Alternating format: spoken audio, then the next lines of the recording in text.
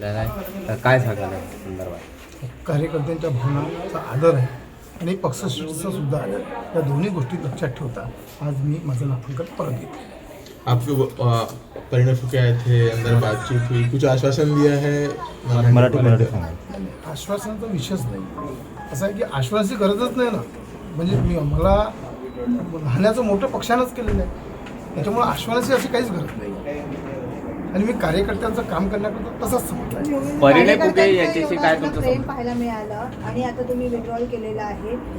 कार्यकर्ते जे सोबत होते आता ते दुसऱ्या कार्यकर्त्याला धक्का लागणार नाही. कार्यकर्त्याच्या कुठल्याही कामाला धक्का लागणार नाही. कार्यकर्त्याचं प्रत्येक काम करणं हे माझं कर्तव्य आहे. कार्यकर्त्यांची समजूत कशी घालणार आहेत? कार्यकर्त्यांच्या घरी एकाएक आता इतक्या लवकर समजणार नाही. मलाही कळते, उद्यापासून मला त्यांच्या घरी जावं लागेल.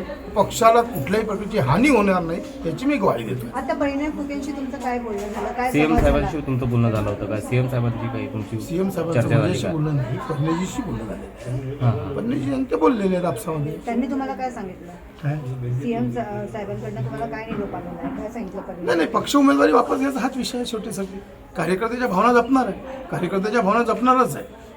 कार्यकर्ता मी रस्त्यावर सोडणार नाही, कारण कार्यकर्ता सर्वोपरीच आहे. त्याच्या ज्या नाराजी कशी दूर करायला आता?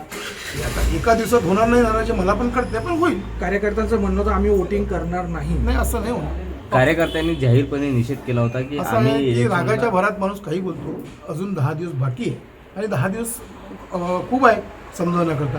कार्यकर्त्याचे ज्या काही विषय असेल त्यांना समजावं. पक्षांचा याच्यात तुम्ही कार्य करणार आहात? हो, पक्षाचे इथं काम नक्कीच करणार. पक्षाला हानी कुठल्याच प्रकारची पोहोचू देणार नाही आणि कार्यकर्त्यांना सुद्धा, म्हणजे कार्यकर्ते सुद्धा अशी कुठलीच कृती करणार नाही हे नक्की.